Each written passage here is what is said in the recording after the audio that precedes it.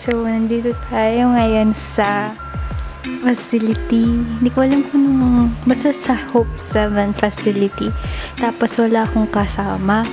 Ganyan, ang laki-laki ng kwarto, 'di ba? Nakita niyo yarn.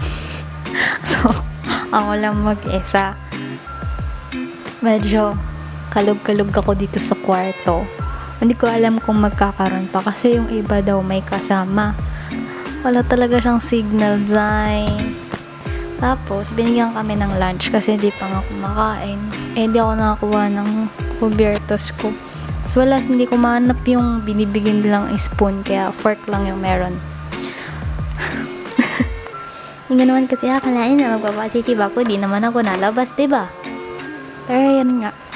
Hindi ko alam kung ano yung pagkain nila. Pero may gulay. Pakita ko sa inyo, wait lang. Ito yung food. Wow, mukha naman siyang appetizing. Ang dami ng kanin.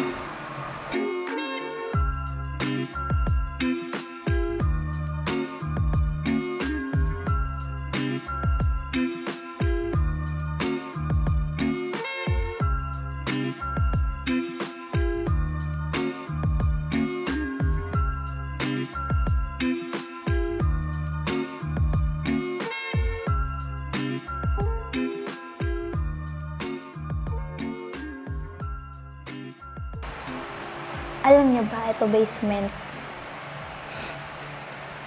Nakakabokot. Ganyan. Kasi basement eh. Tapos, basta nakakabokot. Hindi ko alam kasi kung pwede mag-vlog. Siyempre nakakahiya din naman. So, dito na ako sa kwarto nag-vlog.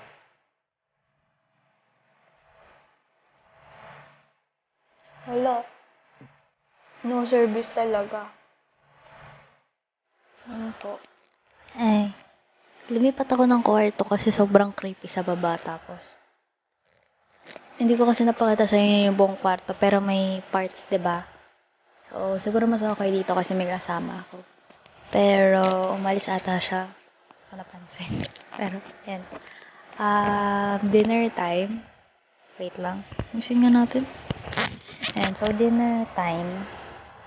Nagbigay silang sabaw. Kaso ubos ko na. Yung lunch kanina na kinakain ko, hindi ko pa rin ubos. Kasi ang dami na nga. Tapos may dinner. Fiesta tayo dahil. Fiesta tayo guys. Itadakimasu. May gulay pa siya.